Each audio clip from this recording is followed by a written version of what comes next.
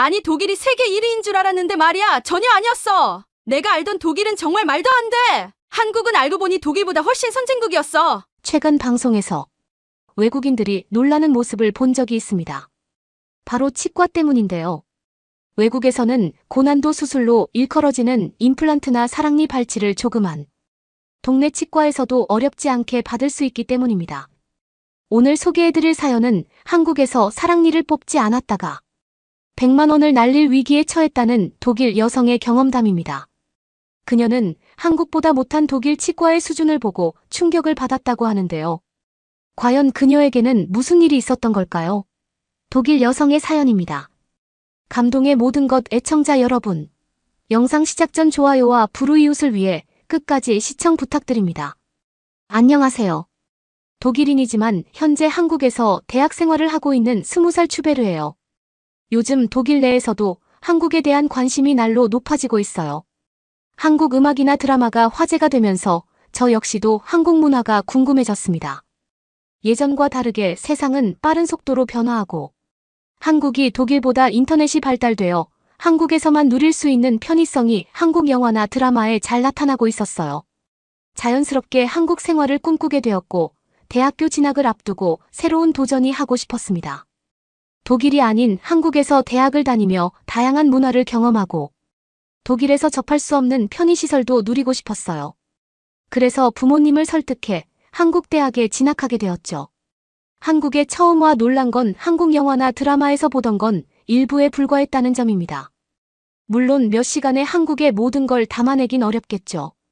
왜냐면 한국은 놀랄만한 발전을 한 나라로 독일 도심에서 보지 못한 시스템을 갖춘 곳이 많았기 때문이에요. 물론 독일도 워낙 주가 많아 제가 아직 가보지 못한 곳이 있을 수 있죠. 그 말인즉슨 독일에 살아도 독일 사람들은 독일의 편의성 또는 발전된 사회 시스템을 온전히 누리기 어렵다는 말이에요. 하지만 한국은 달랐어요. 도시의 모든 편의시설은 한국에 발을 디딘 저 같은 외국인도 충분히 누릴 수 있을 정도로 보편화되어 있는 경우들이 많았죠. 특히 놀라웠던 점은 버스 정류장의 의자였어요. 제가 한국에 간 건 새로운 봄 학기가 시작되기 전 겨울이었거든요. 겨울은 상당히 추워서 자동차가 없는 저는 버스나 지하철로 이동해야 했어요. 물론 지하철을 타면 도심의 지하를 가로질러 가기 때문에 추운 바람과 싸울 걱정은 없죠. 하지만 한국의 모습들을 눈에 담을 수 없다는 사실이 슬펐어요. 버스를 타고 한국 도시를 구경하는 걸 좋아했기 때문입니다. 매서운 바람이 불어도 몸을 웅크린 채 버스를 기다렸어요. 버스 정류장에 의자가 있었지만 엉덩이가 시릴 것 같아 시도하지 않았죠. 한국인들이 앉아 있어서 속으로 대단하다고 생각했어요. 스테인리스로 이루어진 의자는 겨울이면 찬바람에 그대로 노출되어 얼음처럼 차가울 거라 생각했거든요. 하지만 한국 사람들은 그런 건 아랑곳하지 않는 듯 앉아서 스마트폰을 하는 게 인상적이었습니다. 결국 궁금증을 이기지 못한 채 어느 날 한번 앉아보고 싶다는 충동을 느꼈어요. 잠깐 앉아보고 빠르게 일어나면 그만이라고 생각했죠. 그렇게 긴장한 채 버스 정류장 의자에 앉았습니다. 세상에 어떻게 전기 코드가 꽂혀 있는 것도 아닌데 이렇게 따뜻할 수 있는 거죠. 저도 모르게 감탄사를 내뱉었어요. 얼음같이 차가울 거라고 생각했는데 오히려 일어나기 싫을 정도로 따뜻했습니다. 사막에 오아시스가 있다면 추운 겨울에 한국엔 따뜻한 의자가 버스 정류장에 있었어요. 저도 모르게 여유가 생겨 주머니에서 스마트폰을 꺼내게 되더라고요. 이런 모습들은 한국 드라마나 영화에서 본 적 없기에 놀라움의 연속이었죠. 할 이야기가 정말 많지만 제가 전하고 싶은 이야기는 따로 있어서 오늘은 그 이야기를 전하고 싶어요. 바로 한국 치과에 대한 이야기인데요. 독일은 모든 의료기술이 뛰어나지만 상대적으로 가격이 비싸죠. 반면 한국은 저렴한 비용으로 다양한 의료 서비스를 누릴 수 있다는 말을 들었어요. 그중 하나가 바로 스케일링이었죠. 독일은 스케일링같이 간단한 치과 진료도 상당히 많은 돈을 지불해야 해요. 그래서 필요하다는 걸 알지만 자주 할 수 없었습니다. 한국에 가면 상대적으로 비용이 저렴하니까 여행 중에도 치과를 일부러 들르는 독일인들이 있었어요. 그래서 저 역시도 한국으로 유학 간다면 꼭 치과에 가야 한다고 수첩에 적어놨습니다. 마치 죽기 전에 해야 할 일처럼요. 그래서 한국 대학이 개강하고 대학교 생활도 익숙해질 무렵 동기들에게 물어봐. 괜찮다는 치과를 방문했습니다. 스케일링을 받으려고 누웠는데 독일과 다르게 1인실로 구분되어 있어서 놀랐어요. 대학병원처럼 큰 병원도 아니었고 대학교 앞에 있는 개인 병원이었거든요. 스케일링을 받고 치과 의사의 검진이 있었죠. 치과 의사는 오른쪽 안쪽에 사랑니가 심각하게 누워 있어서 뽑는 게 좋다고 말해줬어요. 혹시 지금 뽑을 거냐는 말도 덧붙였죠. 저는 순간 당황했습니다. 지금까지 아무런 문제 없이 지냈거든요. 혹시 충치가 보이냐고 물어봤어요. 치과 의사는 그런 건 아니지만 신경과 인접해 내버려 두면 위험할 수 있다는 게 이유였죠. 전 놀랐어요. 신경과 근접해 있다면 위험한 거 아닌지 궁금했거든요. 제 물음에 한국 치과 의사는 위험한 건 맞다고 말했어요. 그게 무슨 문제가 되는지 별로 상관하지 않는 듯 말하는 치과 의사와 다르게 제 마음은 불안했습니다. 간혹 독일의 신문기사에서 치과 진료 중 신경을 잘못 건드려 장애가 생긴 경우를 보았기 때문이에요. 독일도 아니고 한국에서 치과 진료를 받아 이상이 생긴다면 이후 상황은 상상이 어려울 정도로 끔찍했습니다. 그래서 불안한 마음에 뽑지 않겠다고 말했어요. 그렇게 한 학기가 마무리되고 여름방학이 찾아왔습니다. 여름방학이 되자 독일에 계신 부모님이 보고 싶었어요. 학기가 시작되기 전부터 한국에서 머물렀더니 고향집이 그리워진 거죠. 독일에서 여름방학을 보낼 생각에 비행기를 타고 독일 집으로 돌아갔습니다. 도착한 날 부모님과 인사를 나누자마자 방에 들어가 누웠어요. 오랜 시간 비행을 한 탓인지 너무 피곤했거든요. 그리고 긴장을 했는지 전에 없던 치통도 느껴져 쉬고 싶었어요. 신경성이라 생각했던 저는 진통제를 먹고 잠이 들었습니다. 하루 자고 나면 괜찮아질 거라고 생각했거든요. 하지만 오히려 아침이 되자 전보다 더 심한 통증을 느꼈어요. 안 되겠다는 생각에 동네 치과를 방문했습니다. 어린 시절부터 다녔던 치과인데 한국에서 뽑으라는 말을 들었던 사랑니가 문제였어요.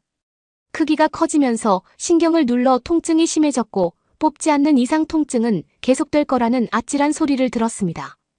당장 해결해달라고 요청했어요. 기분 나쁜 지끈거림이 계속되는 걸 참기 어려웠거든요. 하지만 독일의 동네 치과 의사는 저의 요청을 거절했어요. 신경을 누르고 있어 어렵고 수술 장비가 부족하다는 게 이유였죠.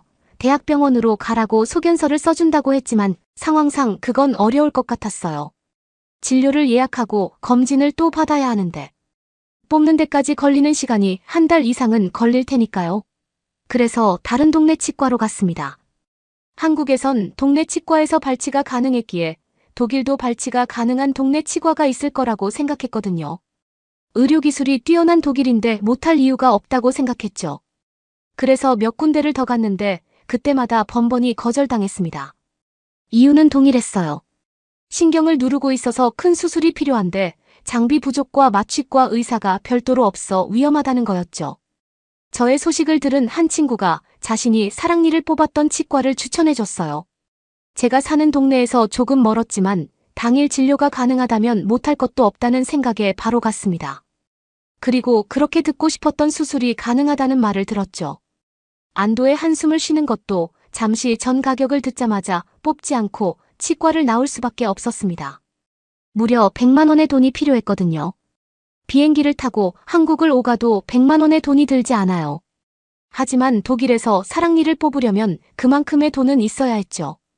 돈 때문에 놀라서 치과를 나왔지만 이내 독일 치과에 대한 불안감이 생겼습니다. 한국은 동네 치과에서도 충분히 뽑아주겠다는 자신감을 내비쳤어요. 하지만 독일 동네 병원들은 하나같이 위험하다며 수술을 거부했죠. 단 한 군데에서만 가능하다는 이야기를 들었지만 그 비용이 무려 100만 원이었습니다. 도무지 독일에선 치과 진료를 받을 수 없다는 생각에 저는 빠르게 다시 한국으로 돌아올 수밖에 없었어요. 원래 계획대로라면 독일에서 한 달 반의 방학 기간을 모두 보내고 한국으로 왔어야 했는데요. 치통이 생기는 바람에 지체하지 못하고 한국에 돌아오게 되었죠. 사랑니로 인해 발생한 통증은 약을 먹어도 듣지 않았고 한국 치과에서 말하길 치아가 성장하며 다른 치아를 밀면 구강 구조도 변할 수 있다고 전해졌거든요. 그 말이 생각나 지체 없이 한국에 도착하자마자 치과로 향했어요. 치과에 도착했지만 사실 걱정 반 기대 반 마음이 복잡했습니다. 자신감 있던 한국 치과 의사는 정말일까? 하는 걱정이 그제서야 든 거죠. 정말 사랑니를 뽑을 수 있냐고 재차 물었어요. 한국 치과의사는 웃으며 자세하게 설명해 줬습니다. 물론 한국 치과에서도 신경을 누르는 사랑니 발치가 어려운 경우도 있다고요. 그건 치과 내에서도 전문 분야가 나뉘기 때문인데 다행히 제가 갔던 치과에는 관련 전문 치과의가 있었나 봐요. 모든 걸 정확히 알아들을 수 없지만 어쨌든 적임자가 있다는 소리로 들렸어요. 그래서 시간이 오래 걸리냐고 물어봤죠. 우선 구강 코트를 촬영해 상황을 살펴보고 다시 상담을 해준다는 답변을 들을 수 있었습니다. 모든 상황을 세심하게 알려주는 모습들이 저의 불안감을 잠재우기 충분했죠. 코트 확인 결과 신경을 누르는 건 생각보다 심각하지 않았어요. 쉽게 뽑을 수 있다는 말을 들었고 마취 후 10분 정도면 될 거라는 답변을 들었죠. 그 정도 시간이라면 당장 뽑고 싶다고 말했어요. 그리고 마취과 전문의도 있냐고 물었죠. 한국 치과의사는 웃었어요. 전신 마취가 아니라 잇몸에 마취 주사를 놓는 거라 그 치과의사가 직접 하면 된다고 말입니다. 저는 좀 의아했어요. 독일 치과에선 마취과 전문의가 없어 진행이 불가능하다는 답변을 받았으니까요. 그런데 정말 한국 치과의사가 사랑니 주변으로 마취 주사를 놓았고 몇 분 후 전 감각이 없다는 걸 알 수 있었습니다. 그리고 치과의사가 사랑니 발치를 시작했는데 그렇게 허무하게 간단히 끝날 줄 몰랐어요. 뭔지는 모르겠지만 입안으로 의사의 손놀림이 화려했어요. 잇몸을 자르는 것도 같았고 잇몸 속에 치아를 부수는 것도 같았죠. 그러더니 밭에서 물을 뽑는 것처럼 몇 번 힘을 주고 뽑는 자세를 취했습니다. 마취된 상태라 통증을 느낄 수 없었지만 한국 치과 의사의 행동에서 충분히 알 수 있었죠. 그리고 얼마 뒤 다 끝났다는 말을 들었어요. 당황했죠. 이렇게 쉽고 빨리 끝날 줄은 전혀 몰랐어요. 거지를 물고 치과를 나오면서 독일에서 뽑지 않은 게 다행이라는 안도의 한숨이 나왔습니다. 한국에선 5만 원도 안 되는 가격으로 사랑니를 뽑았거든요. 이렇게 쉽고 빨리 뽑을 수 있는데도 위험하다고 거절했던 독일 치과 의사들이 하나 둘 머릿속을 스쳤어요. 그리고 마지막으로 100만 원을 요구했던 독일 치과 의사 얼굴도 떠올랐죠. 그리고 저도 모르게 그 치과 의사는 나쁜 사람이었네. 라고 작게 소리내고 말았답니다. 한국은 스케일링만 저렴한 게 아니었어요. 단지 사랑니만 뽑았을 뿐인데 한국 치과 기술이 아주 뛰어나고 저렴한 비용에 안전하다는 걸 충분히 알 수 있었죠. 사랑니를 발치하고 3일 정도 지났을 때 독일에서 친구한테 전화가 왔어요. 사랑니 발치가 가능한 독일의 치과를 알려줬던 친구죠. 그 친구도 그 치과에서 발치했다는 경험담을 전하며 앞으로 한 달은 고생할 거라고 걱정돼서 전화했더라고요. 제가 갑자기 한국으로 가 걱정되었는데 그 이유가 사랑니를 발치하기 위함이라는 걸 제 부모님께 전해 들은 것 같았어요. 저는 웃었습니다. 사랑니를 뽑고 한 달을 고생한다고 말도 안 되는 소리라고 생각했거든요. 그러자 친구가 아직 사랑니를 뽑지 않아 모르니까 하는 소리라며 붓기도 심하고 염증이라도 생기는 날엔 통증으로 더 고생할 수 있다고 주의사항을 꼼꼼하게 알려주었어요. 심지어 사랑니를 뽑은 후 한 달이 다이어트하긴 최고의 기간이라고 말하더라고요. 이해를 못하는 저에게 통증으로 식사를 잘 못하니 자연스럽게 살이 빠질 수밖에 없다는 설명을 더해주었죠. 그 말을 듣는데 정말 웃음이 나더라고요. 독일 친구는 제가 전화를 받을 때 아무런 불편함 없이 통화하니까 사랑니를 아직 뽑지 않았다고 생각하는 것 같았습니다. 그래서 말을 끊어서 미안하다는 말로 이미 한국에 도착하자마자 사랑니를 뽑았다고 전했어요. 그러자 오히려 친구가 미안해했습니다. 사랑니를 뽑아 잇몸이 많이 부었고 많이 불편할 텐데 눈치채지 못하고 자꾸 말을 걸었다고요. 저는 그게 아니라고 말했어요. 사랑니를 뽑은 지 2일 정도 지났는데 통증도 거의 없어서 뽑은 걸 잘 모르겠다고 말했죠. 일주일 지나 실밥을 뽑으러 오랬는데 사실 이 상태면 집에서 내가 잘라도 될 것 같다며 걱정하는 친구를 위로하기 위해 농담도 했습니다. 그러자 친구가 정말 놀라하며 물었어요. 정말 사랑니를 뽑았냐고요. 고작 2일밖에 안 됐는데 붓기도 없고 통증도 없다고 몇 번이나 물었는지 저도 모르게 내가 거짓말하는 것 같은지 오히려 반문했을 정도입니다. 그러자 친구가 민망한지 웃었어요. 사랑니를 뽑고 한 달간 고생했던 과거가 생각난다면서요. 독일에서 사랑니를 뽑고 고생한 시간과 돈을 생각하면 한국 여행을 오고도 남았을 거라며 아쉬움을 전했죠. 저 역시 애석하지만 그 말에 동의한다는 말을 끝으로 친구와 통화를 마무리했습니다. 왠지 모를 자부심이 느껴졌어요. 대학을 오게 된 건 정말 좋은 선택이었다는 생각이 들었죠. 그리고 구강 코트 촬영으로 알게 된 반대편 아래턱에 매복된 사랑니를 뽑아야겠다고 다짐했답니다. 매복된 사랑니는 별다른 통증이 있는 게 아니면 굳이 뽑지 않아도 된다는 안내를 받았어요. 하지만 언제 또 이상을 보일지 모르고 그때가 만약 지난번처럼 독일에 있는 기간이라면 또다시 긴급하게 한국으로 올 생각을 하니 아찔하더라고요. 분명 독일에선 대학병원에 가라고 할 텐데 독일 대학병원은 정말 실력이 있는 게 맞을까? 하는 의심이 들기 시작했거든요. 그래서 확실하게 한국 치과에서 매복된 사랑니도 뽑았어요. 누워있는 사랑니보다 매복되어 시간은 좀 걸렸지만 역시 어렵지 않게 뽑았습니다. 한국 치과 사랑에 빠진 저 벌써부터 독일에 돌아갈 일이 걱정이네요. 어떻게 보셨나요? 한국의 치과를 경험한 덕분에 100만 원을 아낄 수 있었던 독일 여성의 사연이었습니다. 사랑니는 인간의 영구치 중 가장 안쪽에 있어서 일반 발치와 달리 상당한 고난도의 치의학적 수술에 해당하는데요. 운 좋게 수직 방향이면 손쉽게 발치가 가능하지만 비스듬하거나 완전히 매복되어 있으면 잇몸을 절개하고 뼈를 갈아내야 할 정도로 어려운 수술이 필요합니다. 다행히 이 독일 여성은 한국에서 실력 있는 좋은 치과 의사를 만난 것 같은데요. 언제나 최고의 서비스를 제공해주는 치과 의료진 관계자분들께 감사 인사를 전합니다. 구독과 좋아요 부탁드리며 사연자분께 전해드릴 댓글도 남겨주시면 전달해드리겠습니다. 그러면 더욱 감동적인 다음 사연으로 넘어가겠습니다. 한국은 이젠 망했네 망했어. 선진국이라는 그 영국이랑 중국도 못한걸. 무슨 수로 한국이 도대체 왜 한국이 인기가 많은지 이유를 모르겠네. 영국에서 온 이 여성은 한국을 보자마자 욕을 해대는데요. 도대체 한국에서 이 여성은 무슨 일을 겪은 걸까요? 안녕하세요. 저는 영국 런던국제공항에서 승무원으로 일하는 모니카라고 해요. 솔직히 말씀드리지만 경솔하게도 저는 지금까지 한국은 중국과 일본 사이에 꼽살이 껴있는 덤일 뿐인 나라라고 생각하고 있었습니다. 한국은 진보적이지 못하고 발전이 더딘 좁은 땅일 뿐이라고 생각하였죠.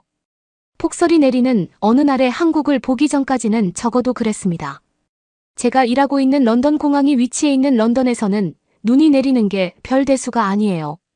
눈이 많이 오는 지역이니만큼 워낙 폭설이 와도 그 지역 사람들은 그러려니 하고 넘어가기 일쑤이죠. 그날도 어김없이 폭설이었습니다. 그 전날에 폭설이 올 거니 미리 대비하라는 기상청에 따라 저는 옷을 겹겹이 입고 큰 부츠도 신고 최대한 따뜻하게 하고 나갔죠. 그리고 공항에 도착했을 무렵 눈은 이미 몇 센티는 더 넘게 쌓여 있었습니다. 그리고 공항은 비행기가 지연될 거라는 안내 방송을 끊임없이 했습니다. 저는 터미널 창문 너머로 제설차들이 쉴 새 없이 내리는 눈을 치우기 위해 고군분투하는 모습을 지켜볼 수밖에 없었죠. 비행기는 얼음과 눈이 겹겹이 쌓인 채 착륙했습니다. 아무리 폭설이 내릴 거라고 기상청에서 예보를 해도 늘 이런 식이기는 했습니다만. 하지만 이건 선진국에서도 겪을 수밖에 없는 그저 사소한 문제일 뿐이었습니다. 그러면서 저는 속으로 한국 같은 나라는 얼마나 준비가 안 되어 있겠어 라고 우쭐대며 비웃었죠. 밖에 차가운 비효율적인 대처와 극명한 대조를 이루는 따뜻한 커피를 마시고 있었습니다. 제 귀는 우연히 들리는 한 아시안들이 비행기가 지연될 거라는 방송을 듣고 탄식하는 대화를 듣고 있었죠. 저는 당연히 중국이나 일본에서 온 아시안이지 절대로 한국일 리는 없다고 생각했습니다. 왜냐하면 한국은 이런 상황 아니 이보다 더 비효율적이면 난처한 상황에 그 누구보다 익숙해야 할 테니까요. 저는 제설차가 눈을 치우는 것도 한국처럼 인프라와 시스템이 위기 상황에 대처하기에는 턱없이 부족할 거라 생각했던 나라에서는 상상도 할 수 없는 전형적인 풍경일 거다라고 생각했습니다. 전통이 혁신을 압도하는 나라, 새로운 것이 항상 낡은 것을 따라잡는 나라로 상상했습니다. 이 이미지가 너무 선명하고 제 마음속에 깊이 박혀 있어서 실제로 한국을 직접 경험해보고 싶다는 생각은 거의 필요 없어 보였습니다. 제 눈에는 영국의 위대함에 비하면 별 볼 일 없는 나라에 왜 굳이 모험을 떠날 필요가 있을까요? 하지만 운명처럼 제 다음 목적지는 한국이었습니다. 한편으로는 호기심과 함께 제 인식이 너무 냉혹하고 일차원적인 것은 아닌지 작은 목소리로 의문을 품었습니다. 하지만 제 마음 한구석에는 제 가정에 대한 확신이 있었습니다. 저는 선진국과 개발도상국 리더와 추종자 사이의 극명한 차이를 직접 목격할 준비가 되어 있었습니다. 그래서 한국행 비행기에 몸을 실을 때는 내가 영국인이라는 것을 최대한 보여주고 얼마나 다른지 두 눈으로 똑똑히 봐야겠다라는 마음뿐이었죠. 하지만 한국은 달랐어요. 그것도 아주 많이요. 어떻게 달랐냐고요? 지금 알려드릴게요. 한국 공항에 도착할 필요도 없이 비행기에서부터 한국은 저를 놀라게 했습니다. 승무원들은 늘 단정하고 깔끔했고 기내식과 기내 서비스는 나름 괜찮았어요. 그러나 이거로는 영국을 압도할 수는 없다라고 끊임없이 생각했죠. 그리고 제가 한국 인천국제공항에 도착했을 때 저는 한국이 아직 1900년대 머물러 있음을 저 자신에게 증명시키려고 했었습니다. 하지만 제가 마주한 장면은 제 안심했던 우월감을 깨뜨리기 시작했죠. 공항은 북적거렸고 바닥은 막 기름칠한 듯 매끄럽고 햇빛은 창문을 통해 은은하게 들어오며 하얗고 깨끗한 인테리어를 더 비추었습니다. 이런 건 제가 생각했던 한국과는 전혀 달랐습니다. 한국 공항은 제가 익숙해져 있던 혼란스러운 풍경과는 거리가 먼 효율성과 체계성의 모델이었습니다. 그러나 진짜 시험되는 공항의 고급진 인테리어도 친절한 승무원도 아니었습니다. 막 입국 심사를 하고 있는데 런던에서 막 떠났을 때를 연상시키는 예상치 못한 눈보라가 몰아친다는 갑작스러운 안내방송이 나왔을 때였습니다.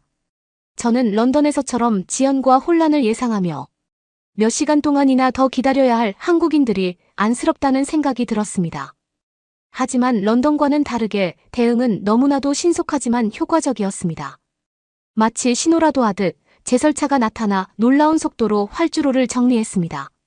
몇 시간도 아닌 단 몇십 분 만에 공항의 모든 시스템은 다시 정상적으로 작동하기 시작했습니다. 지금껏 런던 공항에서 익숙해져 있던 경험과는 정말 하늘과 땅 차이였습니다.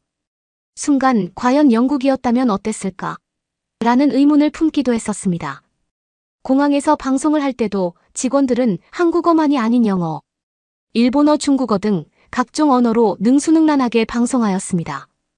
주위를 둘러보니 저뿐만이 아니라 이미 인파 중 절반은 다른 나라에서 온 내국인이었습니다. 이토록 한국은 세계로 뻗어나가고 교류하는 나라였습니다. 이외에도 인천공항을 돌아다니며 영국과 제 상상과는 차원이 다른 진보적인 한국의 모습에 충격을 받았습니다. 직원들이 목적의식을 가지고 정확하게 일하는 모습은 차분한 효율성의 표본이었죠. 제가 모르는 것을 물어봤을 때 직원들 능숙한 영어로 저에게 친절하게 알려주었고 저는 또 충격을 받았습니다. 아니, 한국은 후진국 아니었어? 왜 이렇게 영어까지 잘하는 거지? 표지판은 명확했고 대기열은 빠르게 움직였으며 많은 인파 속에서도 차분한 질서정연한 분위기가 느껴졌습니다. 저도 모르게 감동을 받았습니다. 제가 상상했던 후진국의 모습이 아닌 한국에서 보았던 것은 그 어느 곳보다도 더 질서가 잡혀 있었습니다. 또 기술적인 발전이 눈에 띄었습니다. 다국어를 지원하는 안내 키오스크 대화형 지도, 심지어 AI 지원 안내 기능까지 갖추고 있었습니다. 저는 여행객들이 이러한 시스템과 상호작용하며 쉽고 효율적으로 길을 찾는 모습을 경외감으로 지켜보았습니다. 이 정도 수준의 기술 통합은 고국의 최신 공항에서도 볼 수 없었던 것이었습니다. 공항 주변에는 여러 가지 먹을거리가 있었고 뿐만이 아니라 서양 음식도 충분히 많았습니다. 영국이라면 저녁 9시면 이미 닫고도 남았을 시간인데 한국은 공항 내에서부터 24시간 운영하는 편의점도 있었고 그곳에는 어댑터, 변환기, 우산 등 없는 게 없었습니다. 물론 가격도 합리적이었습니다. 이러한 효율성은 공항에서만 끝나지 않았습니다. 서울에 들어서자 활기와 현대성이 넘치는 도시가 펼쳐졌습니다. 거리는 깨끗했고 대중교통은 이용하기 쉬웠으며 어디를 둘러보아도 번성하고 미래지향적인 사회의 흔적을 느낄 수 있었습니다. 기술은 발전했고 인프라는 인상적이었으며 사람들은 자신감과 목적의식을 가지고 움직였습니다. 제가 상상했던 대한민국과는 달랐습니다. 풍부한 유산을 잃지 않으면서도 진보를 분명하게 수용한 존경받을 만한 나라였습니다. 우뚝 솟은 고층 빌딩을 배경으로 고궁이 나란히 놓여있는 모습은 옛것과 새것의 조화를 이룬 사회의 모습을 시각적으로 표현한 것이었습니다. 저는 차원이 다른 한국을 조금 더 탐색해봐야겠다고 결심했습니다. 가장 인상적인 경험 중 하나는 판교의 하이테크 스타트업 허브를 방문한 것이었습니다. 그곳에서 저는 상상도 못했던 방식으로 기술을 활용하고 있는 젊은 혁신가들을 만났습니다. 한 스타트업은 가장 빠른 대중교통 경로를 안내할 뿐만 아니라 인파 규모를 예측해 실시간으로 대체 경로를 제시하는 앱을 개발했습니다. 이러한 혁신을 목격하면서 저는 한국이 단순히 효율성을 넘어 기술이 일상을 향상시키는 미래를 개척하고 있다는 것을 깨달았습니다. 또 다른 날 저는 서울의 한 지하철역에서 분주한 아침 출근길의 한복판에서 제 자신을 발견했습니다. 수많은 출퇴근 인파 속에서도 모두가 목적의식을 가지고 움직이면서도 혼란스럽지 않은 모습을 발견했습니다. 크린에는 실시간으로 업데이트되는 정보가 표시되었고 사람들은 서로를 위해 정중하게 길을 비켜주었습니다. 거의 안무에 가깝게 조직적으로 움직이며 일상이 효율성의 춤으로 바뀐 듯 했습니다. 이는 단순히 효율적인 대중교통 수단이 아니라 시간 질서 존중을 중시하는 사회를 반영하는 것이었습니다. 제 모험은 지역 자전거 동호회에 가입하면서 예상치 못한 방향으로 흘러갔습니다. 우리는 서울의 사려 깊은 도시계획의 증거인 한강을 따라 라이딩을 했습니다. 자전거 전용도로 명확한 표지판 공공편의시설은 지속 가능하고 건강한 삶을 위한 서울시의 노력을 보여줬습니다. 라이딩은 짜릿했고 자연의 아름다움과 도시 디자인이 어우러진 독특한 도시의 모습을 볼 수 있었습니다. 어느 날 저녁에는 동대문의 전통 야시장을 찾았습니다. 이곳에서 한국의 효율성을 다른 시각으로 볼 수 있었습니다. 노점들이 촘촘하게 설치되어 있었고 상인들은 한 번에 여러 명의 고객을 능숙하게 응대했습니다. 기념품부터 최신 전자제품까지 다양한 상품이 즐비했습니다. 하지만 무질서한 느낌은 전혀 없었습니다. 거래는 신속하게 이루어졌고 상품과 돈의 교환은 거의 리드미컬하게 이루어졌습니다. 한국 특유의 섬세함이 묻어나는 상거래였습니다. 또 인상 깊었던 순간은 서울에서 만난 지은이라는 친구의 집에 가보았을 때였습니다. 영국이랑은 다르게 한국은 열쇠를 쓰지 않고 비밀번호를 누르거나 혹은 지문인식, 심지어는 목소리랑 홍채 인식만으로도 보안이 되는 기술을 사용하고 있었습니다. 열쇠를 쓰지 않는다는 점은 정말 머리를 띵하고 맞은 것처럼 충격적이었습니다.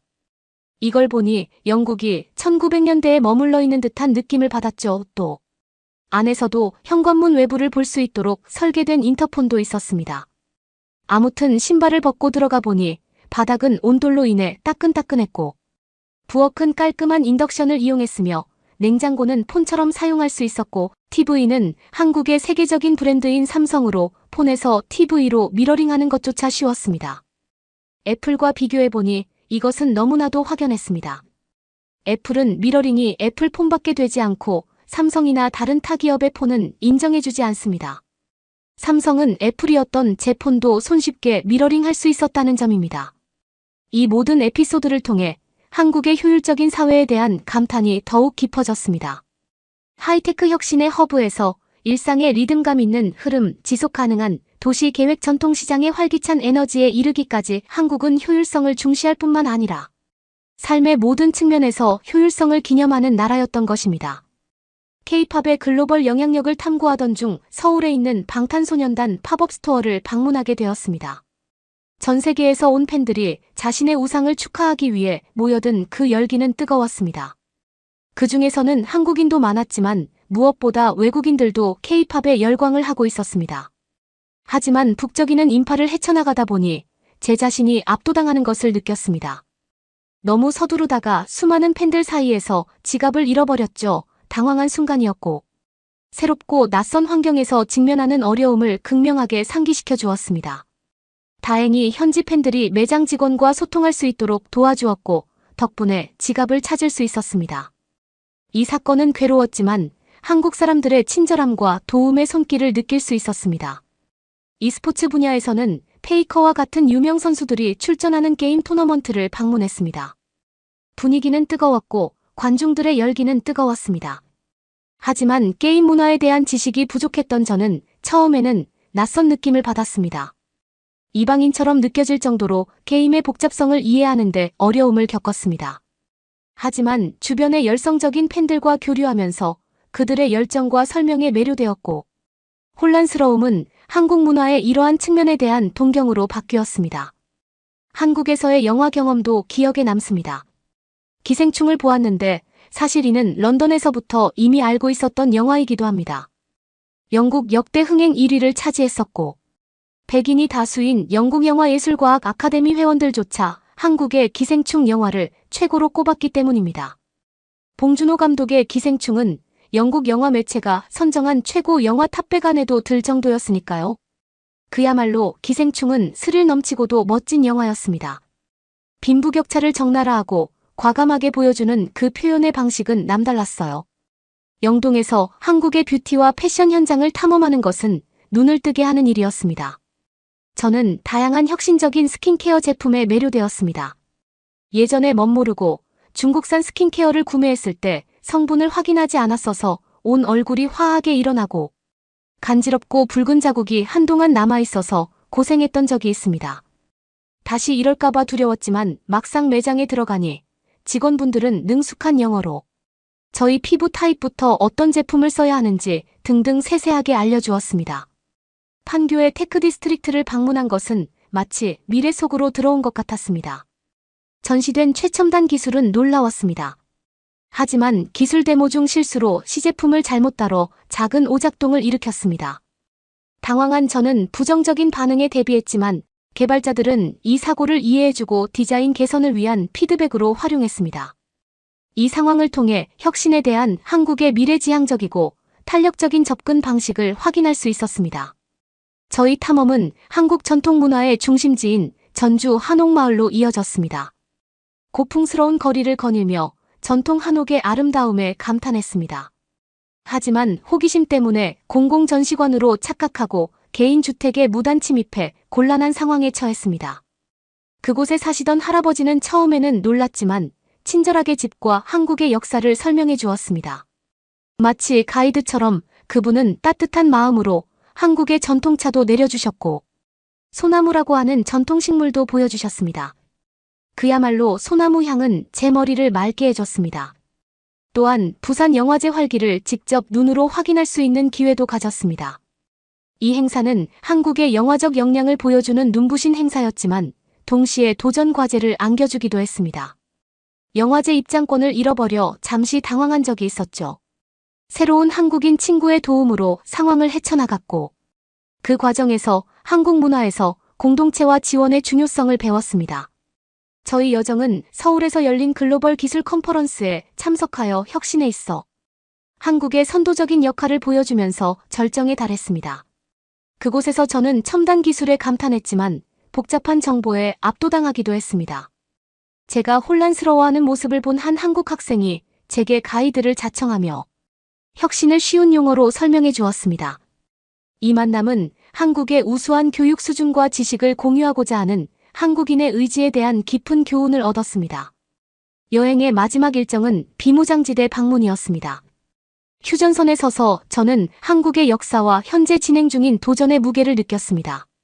하지만 실수로 출입 제한 구역에 들어갔다가 보안 요원에게 잠시 구금되기도 했습니다. 상황은 원만하게 해결되었지만 한국의 역사와 통일에 대한 희망을 둘러싼 복잡성과 민감성에 대해 더 깊이 이해할 수 있는 계기가 되었습니다. 한국을 두 눈으로 똑똑히 보기 전까지만 해도 저는 한국은 그저 일본과 중국 사이에서 어정쩡하게 있는 나라라고 생각했습니다만 아니, 오히려 직접 보게 되니까 저는 한국에 대한 부러움과 경외심이 마음 한편에 자리 잡고 있습니다. 한국의 최첨단 기술, 세계적인 문화, 효율적인 사회와 능력 등 저는 한국에서의 경험을 통해 한국의 문화와 기술 발전에 대한 경외심과 다양한 개인적 어려움을 헤쳐나가는 겸손함을 동시에 느낄 수 있었던 거죠. 제가 이 글을 쓰게 된 이유는 올겨울 다시 한국으로 놀러 갈 거기 때문입니다. 몇 년 전에 느꼈던 한국과 지금의 한국은 또 얼마나 더 발전이 되어 있을까요? 기대되네요. 그러면 더욱 재미있는 다음 사연으로 넘어가겠습니다. 미국 뉴욕에 사는 아기 엄마가 테무에서 산 중국 장난감으로 인해 입에 담을 수도 없는 비극을 겪고 나서 아시아인을 보기만 해도 치를 떨었다고 하는데요. 이 사람은 한국 장난감 회사의 책임자에게서 장난감 제작에 들어가는 성분과 재료를 듣고는 충격받아 까무러쳤다고 합니다. 그녀는 장난감 업계에 무슨 비밀을 들었길래 충격을 받은 걸까요? 오늘의 사연 들어보겠습니다. 안녕하세요. 저는 미국 뉴욕에 사는 30살 제니예요. 저는 아버지랑 둘이 살았어요. 아버지는 미국 경찰관이셨어요. 지하철역에서 폭탄 테러가 일어나 9명이 사망했고, 폭탄 테러를 진압하는 과정에서 같이 일하던 후배 경찰이 죽었어요. 그날 이후로 아버지는 테러 사건을 보면서 더 집요하게 수사를 하려고 하셨죠. 아버지는 괜찮은 척하려고 하셨지만 밤만 되면 그 후배의 사진을 보면서 우셨어요. 그때 7살이었던 저는 아버지가 왜 자꾸 울음을 터뜨리는지 몰랐는데 지금 돌이켜보면 많이 힘드셨던 것 같아요. 그렇게 힘든 시간을 보내고 3년이 채 안 되었을 때 테러 사건이 또 터졌어요. 이전 사건과 유사한 패턴의 폭탄 테러였고 같은 범인이었던 것으로 밝혀졌어요. 범인을 검거하는 과정에서 아버지와 10년 동안이나 일을 함께 하셨던 선배가 미처 제거하지 못했던 폭탄을 맞았고 그분마저 돌아가셨어요. 아버지는 존경하던 선배까지 잃고 나서 한동안 물도 넘기지 못하셨죠. 그러던 어느 날 아버지는 슬픔에 잠겨 버티지 못하신 건지 돌아가셨어요. 저는 혼자가 되어버렸고 돌봐줄 어른도 없어서 폴리스케어라는 고아원으로 들어가게 되었죠. 그곳은 경찰관으로 일하던 부모님이 돌아가셔 혼자가 되어버린 아이들을 돌보고 키워주는 보육시설이었어요. 미국에는 매년 60명에서 80명의 경찰관이 자살로 사망하고 있었거든요. 정부는 사회복지사 심리학자 가정부 등 20여 명의 정규직 직원이 24시간 아이들을 돌볼 수 있도록 시스템을 구축했고 부모를 잃은 아이들이 일상을 다시 살아갈 수 있도록 도왔어요. 저 또한 폴리스케어에서 성인이 될 때까지 살았고 많은 어른들의 보살핌을 받으며 무사히 고등학교까지 졸업했고 열심히 공부해 뉴욕대학교 심리학과에 진학했어요. 폴리스케어에서 심리상담을 통해 마음을 치유했고 그 영향으로 저 같은 사람을 치유하는 사람이 되고 싶었거든요. 저는 착실히 대학을 졸업하고 심리상담연구소에 들어가 일을 하기 시작했어요. 상담사라는 직업은 이야기를 잘 들어주는 제게 딱인 직업이었어요. 제 도움으로 인해 일상을 회복하게 되는 환자분들이 점점 늘어났고 저는 일에만 몰두하기 시작했어요. 인정받는 게 좋았거든요. 밤낮 없이 일에 열중하고 상담을 연구하다 보니 젊은 나이에 부원장 자리까지 제안을 받았어요. 성공이 제 삶의 이유인 것처럼 살았고 일에만 몰두했는데 그러던 어느 날 제 상담에도 전혀 상태가 나아지지 않는다는 환자분이 계셨어요. 그분은 배우였고 눈앞에 보이는 환각 때문에 무대에 계속 못 서고 계신다고 했었죠. 상담을 몇 차례 하시더니 이러다는 후배들에게 배역을 빼앗긴다고 소리치면서 감정이 격해지셨어요. 그 환자분이 난리치시는 걸 듣고 저는 순간 다 포기하고 싶고 왜 이 일을 해야 하는지 모르겠더라고요. 그 타이밍에 딸 피치를 임신하게 되었어요. 결혼한 지 5년 된 남편과 정말 기뻐했죠. 남편은 제가 일에 너무 치여 사는 것 같다면서 집에 있으면서 육아를 해보는 건 어떻겠냐고 물었어요. 주변 친구들은 독박 육아를 하려는 거 아니냐고 생각했지만 저는 홀린 듯이 직장을 그만두고 집에서 육아를 하기 시작했어요. 정말 웃긴 사실은 육아가 아무리 힘들어도 웃을 수 있다는 것이었어요. 아기가 새벽 3시에 울며 저를 깨워도 편식을 하며 음식을 내팽개쳐도 이 아이를 위해 살아야겠다는 생각이 들더라고요. 그러면서 문득 그런 생각이 들었어요. 나를 버리고 죽음을 선택한 부모님에게 복수하듯 보란듯이 잘 사는 걸 보여주고 싶어하는 사람이라는 것을요. 그래서 일에도 그렇게 집착한 것 같고 상담사라는 직업을 할 만큼 난 괜찮게 살고 있다고 증명하려 한 것 같았어요. 상담사라는 직업을 좋아하던 게 아니었던 거죠. 그렇지만 저는 딸을 정말 사랑했어요. 끝까지 포기하지 않고 보란듯이 키워낼 거라고 다짐했죠. 저는 뉴욕에 있는 제 아파트 아늑한 거실에 앉아 3살 배기 딸 피치를 품에 안고 있었어요. 책상 램프가 은은한 빛으로 방을 비추고 있었죠. 피치의 이마 위로 흘러내린 곱슬머리를 살며시 쓸어넘기면서 제 얼굴에는 걱정으로 가득 찬 주름이 깊게 패여 있더라고요. 피치가 갑자기 아프기 시작했던 사건이 일어난 지 겨우 일주일밖에 지나지 않았어요. 피치는 중국에서 만든 인기 장난감인 동물 얼굴이 그려진 다채로운 스트레스 볼을 가지고 놀고 있었죠. 그 장난감은 중국 대형 쇼핑몰 테무에서 시킨 장난감이었어요. 선진국이라고 볼 수 있는 중국의 대표 쇼핑몰이었기에 믿고 구매한 것이었어요. 그런데 그 장난감 때문에 피치가 호흡곤란을 하기 시작했어요. 병원으로 딸을 급히 데려가 의사들이 진찰하는 모습을 지켜보면서 두려움이 제 심장을 움켜쥐었어요. 진단 결과는 정말 끔찍했어요. 그 장난감에는 위험한 수준의 유해 화학 물질이 들어있었고 피치가 노출되었던 거예요. 그날 이후 저는 중국은 물론이고 아시아권 나라들의 물건은 모두 좋지 않다는 편견이 생기게 되었어요. 병원에서 피치의 작은 손을 잡고 그녀의 쾌유를 기도하면서 저는 깊은 죄책감과 분노를 느낄 수밖에 없었어요. 어떻게 이런 일이 일어날 수 있었을까요? 어떻게 아이의 기쁨과 위안을 주기 위해 만들어진 장난감을 믿을 수 있었을까요? 품에 안긴 피치가 평화롭게 자는 모습을 바라보며 저는 더 이상 이런 위험을 감수할 수 없다는 것을 알게 되었어요. 집 안으로 들어오는 제품들이 안전한지 최고 수준의 품질과 안전성을 충족하는지 확인할 방법을 찾아야만 했죠. 그런데 어디서부터 시작해야 할까요? 밤에 피치를 재워주고 잘 자라고 입맞춤한 후 저는 책상 앞에 앉아 답을 찾기로 결심했어요. 노트북을 열고 제품 안전 기준과 규정에 대한 정보를 찾아보기 시작했죠. 그러다가 뜻밖의 곳에서 희망의 빛을 발견하게 되었어요.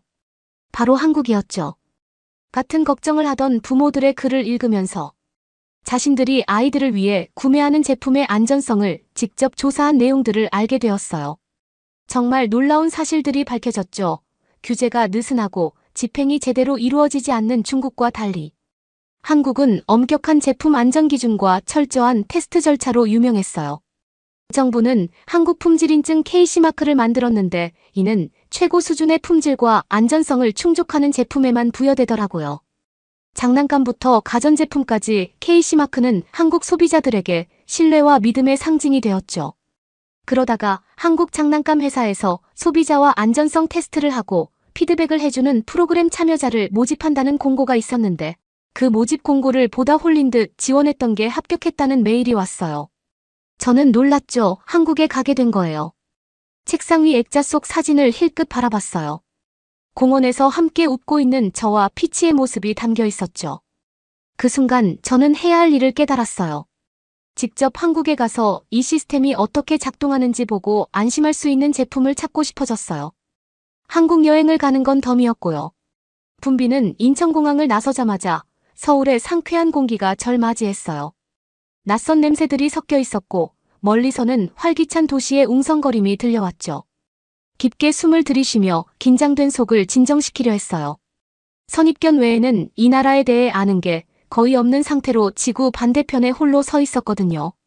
항상 동아시아 특히 중국산 제품에는 경계심이 있었어요. 오염된 식품이나 위험한 장난감에 대한 무시무시한 얘기들을 들어왔거든요.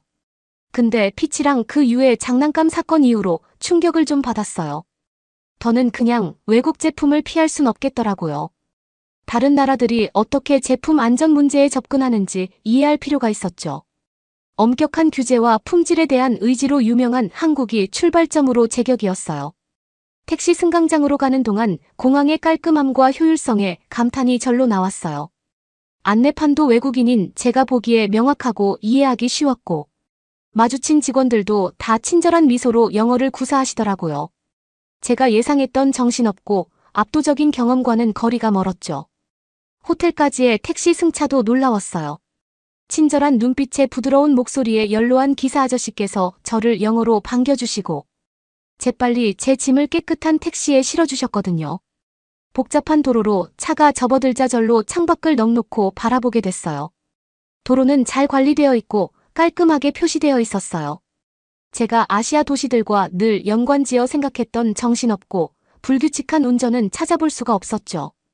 푸르른 공원 끝없이 펼쳐진 가게와 식당들로 가득한 현대적이고 활기찬 대도시를 보게 됐어요.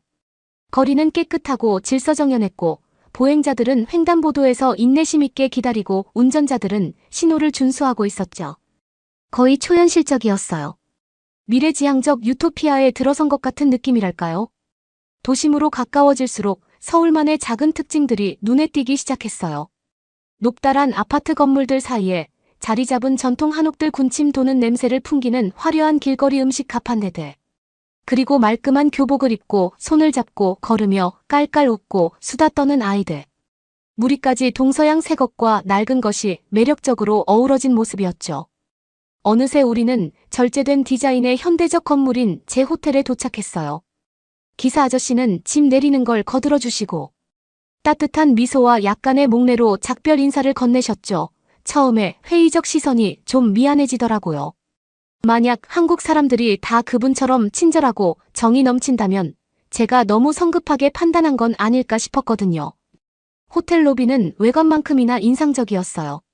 높은 천장 폭신한 가구 차분한 회색과 파랑 색감이 인상적이었죠. 활짝 웃는 젊은 여직원분이 완벽한 영어로 절 맞이하시고 재빨리 체크인을 끝내주시더니 공손한 목례와 함께 눈길을 건네주셨어요.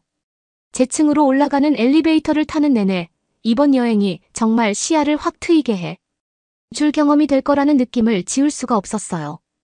한국은 벌써 매 순간 제 기대를 뒤엎고 있었고 제가 이곳에 온 지는 불과 몇 시간밖에 안 됐거든요. 이 도시가 제게 어떤 다른 놀라움을 안겨줄지 궁금해졌죠. 긴 비행에 지친 몸에 제 방은 반가운 오아시스 같았어요. 편안한 침대 조직한 욕실 서울의 멋진 스카이라인 뷰까지 잠시 몸을 추스르고 필수품 몇 가지를 푼 다음 호텔 주변을 둘러보러 나가기로 했죠. 거리는 가까이서 보니 훨씬 흥미로웠어요. 다양한 계층의 사람들이 빠른 속도로 오가며 일상을 보내고 있었죠. 일회 명품 가방을 맨 세련된 젊은 여성들 중요한 회의에 급히 향하는 날카로운 정장 차림의 사업가들. 지혜로 가득한 얼굴로 손을 잡고 한가롭게 산책하는 노부부까지 다양했어요. 걷는 내내 흥분과 호기심이 제 안에서 점점 커지는 걸 느낄 수 있었어요. 상점 쇼윈도 길거리 간판 스쳐 지나가는 대화 하나하나가 제가 진정으로 이해하지 못했던 세상에 대한 단편을 보여주는 것 같았거든요. 더 배우고 싶었고 이 매력적인 문화에 푹 빠져보고 싶었어요. 제가 늘 믿어왔던 고정관념 너머를 보고 싶기도 했고요. 생각에 잠겨있다 보니 카페와 서점 사이에 아담하게 자리 잡은 작은 장난감 가게를 발견하지 못할 뻔했어요. 화려한 쇼윈도 진열장에 무언가가 제 시선을 사로잡았고 어느새 문을 밀고 안으로 들어서고 있더라고요. 그 가게는 장난감의 보물창고였어요. 인형 액션 피규어, 블록 등등이 빼곡히 들어찬 선반들이 눈에 띄었죠. 근데 가장 인상 깊었던 건 거의 모든 제품에 KC 마크가 크게 부착되어 있다는 거였어요. 단순한 녹색과 흰색 원 안에 KC라는 글자가 새겨진 독특한 로고는 제가 조사를 통해 알게 된 안전과 품질의 상징이었거든요. 통로를 둘러보면서 장난감의 다양성과 장인 정신에 감탄하던 중에 안도감이 밀려오는 걸 느꼈어요. 이런 작은 동네 장난감 가게조차도 KC 인증 제품만을 판매하는데 전념하고 있다면 제가 읽었던 엄격한 규제와 철저한 검사가 그저 종이 위의 말뿐만은 아닐 거라는 생각이 들더라고요. 손에 아무것도 들지 않고 가게를 나왔지만 새로운 호기심과 의지가 생겼어요. 한국의 제품 안전에 대한 접근 방식을 이해하는 건 이제 막 시작이라는 걸 알았지만 더 배우고 싶은 마음이 간절했죠. 공장 시험소 규제기관을 찾아가 보고 전문가와 학부모들을 만나 이야기를 나누면서 이 나라가 어린이들을 어떻게 지키고 있는지 직접 알아보고 싶었거든요.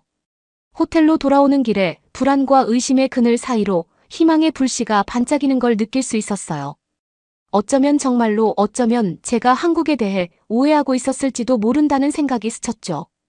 어쩌면 이 예상치 못한 여정이 피치를 위한 답을 찾을 뿐만 아니라 제 오랜 신념과 편견에 의문을 제기하는 계기가 될지도 모르겠다는 생각도 들었고요. 깊은 숨을 내쉬며 새로운 목적의식을 가지고 방으로 돌아왔어요. 앞으로의 길이 쉽지는 않겠지만 끝까지 밀고 나갈 각오가 생겼죠. 피치를 위해, 저 자신을 위해, 그리고 세상에 진짜 변화를 가져올 기회를 위해서요. 그날 밤 잠들기 전 제 마음속에는 제가 막 발견하기 시작한 이 도시에 대한 환상이 가득했어요. 아직은 것만 살짝 칼같다는 걸 알지만 더 깊이 파고들 준비가 되어 있었죠. 배우고 성장하면서 전에 없이 저 자신에게 도전해보려고요. 그래서 희망으로 가득 찬 가슴과 새로운 가능성이 열린 마음으로 저는 예상치 못한 여정의 다음 장을 펼쳤어요. 그 길이 저를 어디로 이끌지, 그 과정에서 제가 어떤 사람이 될지 궁금하면서 말이에요. 다음 날 아침에 일어났을 때 저는 기대감이랑 긴장감이 뒤섞인 채로 일어났어요. 오늘은 제가 한국의 제품 안전 기준에 대해서 깊이 알아보기 시작하는 날이었거든요. 과연 제 의심이 맞을까? 아니면 정말로 소비자, 특히 아이들을 최우선으로 생각하는 시스템을 발견하게 될까 궁금했죠. 호텔 근처에 있는 아늑한 카페에서 재석 씨를 만났어요. 거기서 김모락모락 나는 녹차 한 잔이랑 맛있어 보이는 페이스트리들을 앞에 놓고 앉았죠. 향기로운 차를 한 모금 마시면서 도자기 컵의 예술성이랑 혐의에서 춤추는 섬세한 맛에 감탄을 금치 못했어요. 한국에서는 가장 작은 디테일까지도 정성과 의도가 담겨 있는 것 같더라고요. 재석 씨는 제가 감탄하는 걸 보더니 따뜻하게 웃으면서 한국에서는 아름다움과 기능이 함께 가야 한다고 믿습니다. 라고 설명했어요.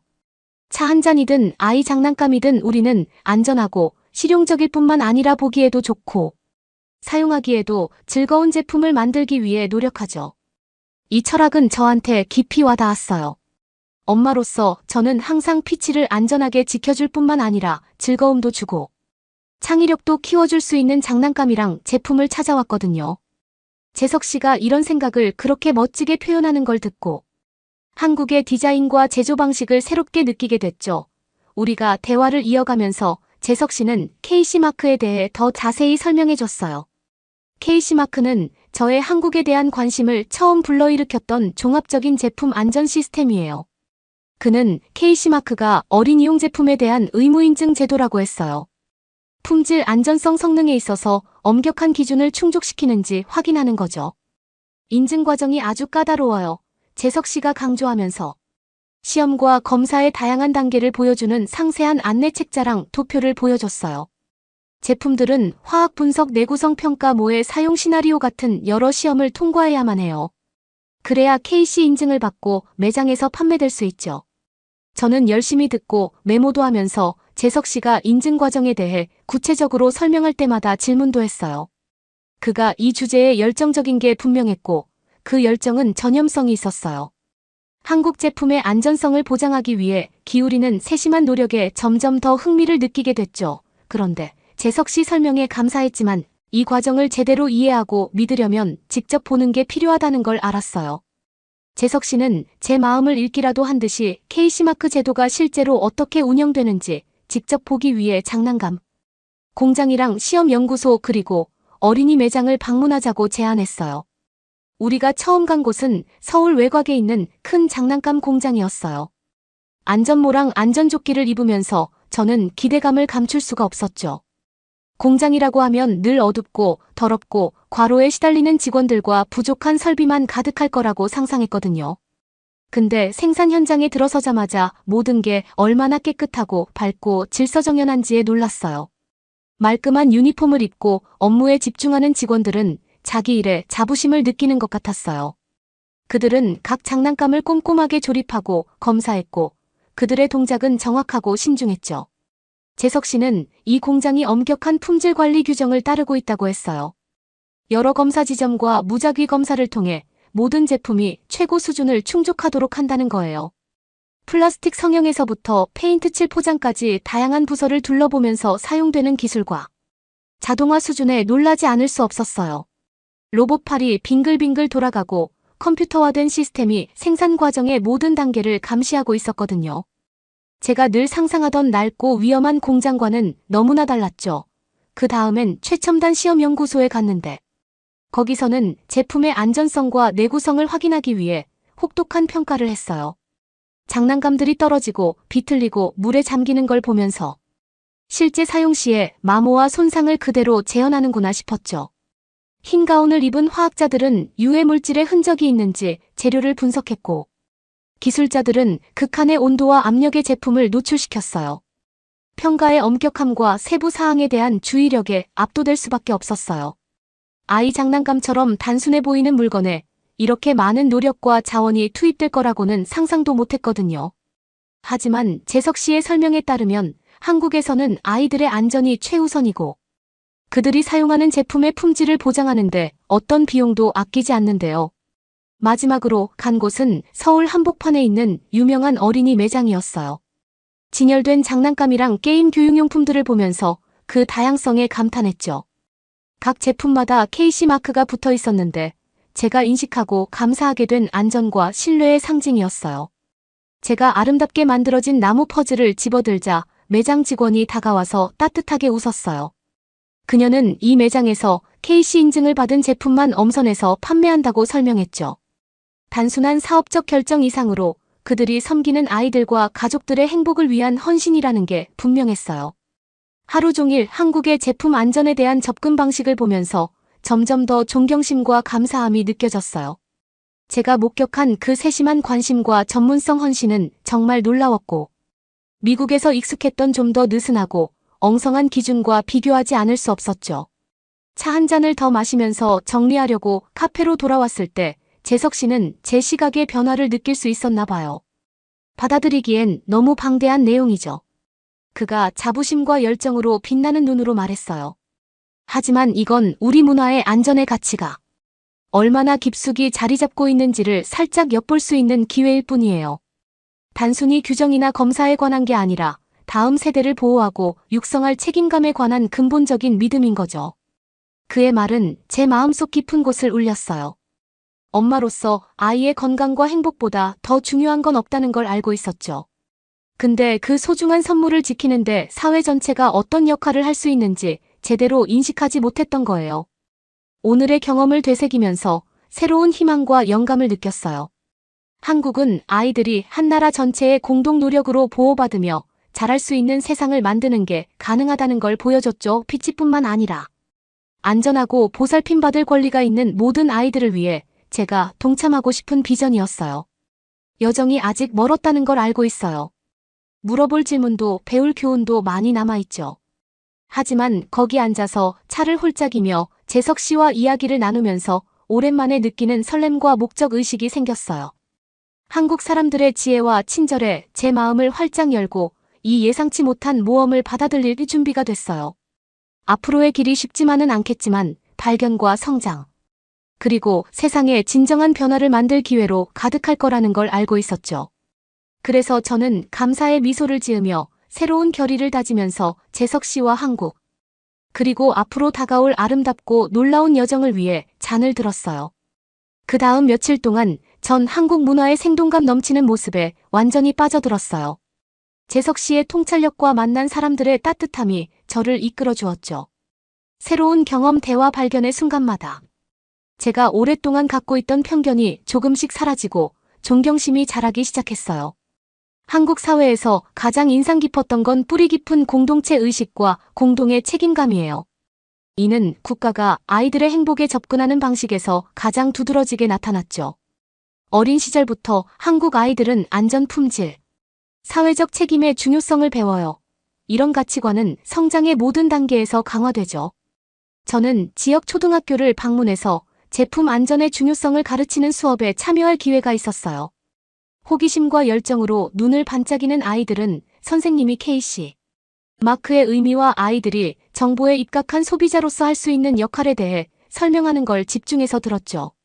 학생들이 열심히 손을 들고 질문에 답하며 자신의 경험을 나누는 걸 보면서 경외감을 느끼지 않을 수 없었어요.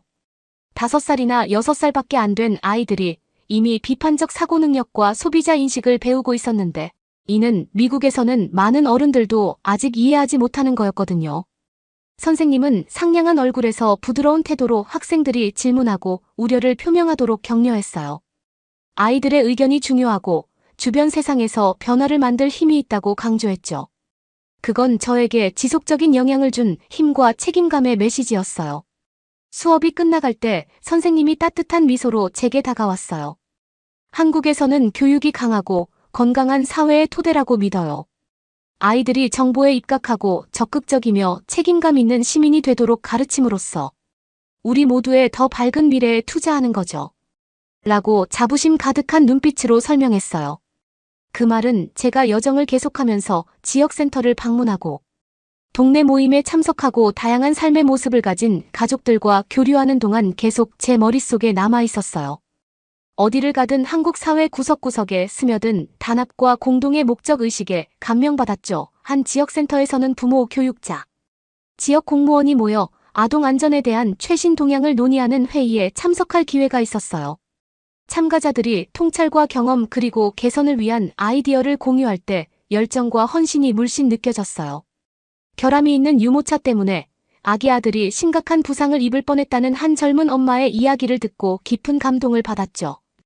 그 엄마는 비난하거나 보복을 추구하는 대신 비슷한 사고 예방을 위해 안전 기준을 강화하고 국민 인식을 높이는 게 중요하다는 점에 초점을 맞췄어요. 너무나 충격적인 경험에도 불구하고 용기와 품위를 잃지 않는 모습에 큰 감동을 받았어요. 그 순간 한국의 제품안전접근법의 진정한 힘은 엄격한 시험과 인증 과정뿐 아니라 서로를 돌보는 국민의 흔들림 없는 헌신에 있다는 걸 깨달았죠. 회의가 끝날 무렵 자신의 경험과 관점을 공유하고 싶어하는 부모님들에 둘러싸였어요. 아이들을 위해 산 제품이 엄격한 시험을 거쳤고 정부와 시민이 모두 안전을 위해 열심히 노력하고 있다는 걸 알기에 느끼는 안도감에 대해 말씀하셨죠. 착한 눈망울을 가진 한아버지는 이렇게 정리해 주셨어요. 한국에서는 우리 아이들의 행복이 부모뿐 아니라 사회 전체의 책임이라는 걸 이해해요. 우리 모두 다음 세대를 위해 더 안전하고 건강한 세상을 만드는데 한몫해야 해요. 호텔로 돌아오는 길에 그 말씀이 머릿속에 맴돌았어요. 가슴은 벅차고 머릿속은 새로운 생각과 관점으로 붐비는 것 같았죠. 뉴욕에서 겪었던 엄마로서의 외롭고 고립된 경험이 떠올랐어요. 완벽한 부모가 되어야 한다는 압박감에 압도되고 부적절하다는 기분이 들곤 했죠. 반면 한국에서 목격한 공동체 의식과 공동 책임감은 제게 깨달음을 줬어요. 우리는 모두 함께 이 길을 가고 있으며 서로 지지하고 힘을 실어줌으로써 모든 아이가 잘 자랄 수 있는 세상을 만들 수 있다는 걸 일깨워줬죠. 그날 밤 일기를 쓰기 위해 앉았을 때 새로운 목적 의식과 결단력이 가득 느껴졌어요. 한국에서의 여정이 막바지에 이르렀지만 여기서 배운 교훈과 맺은 인연이 영원히 함께 할 거란 걸 알았죠. 여러분은 어떻게 보셨나요? 응원과 격려의 한마디씩을 댓글로 남겨주시기 바랍니다. 사연자분들에게 전달해드리겠습니다. 실제 사연 제보를 받고 있습니다. 채택되신 분께는 작은 선물도 보내드리고 있습니다. 저희의 사연이 여러분의 하루에 작은 힘이 될 수 있었으면 좋겠습니다. 감동적인 사연을 주변 분들과 이야기 나눠보세요. 더욱더 좋은 영상으로 다시 찾아뵙겠습니다.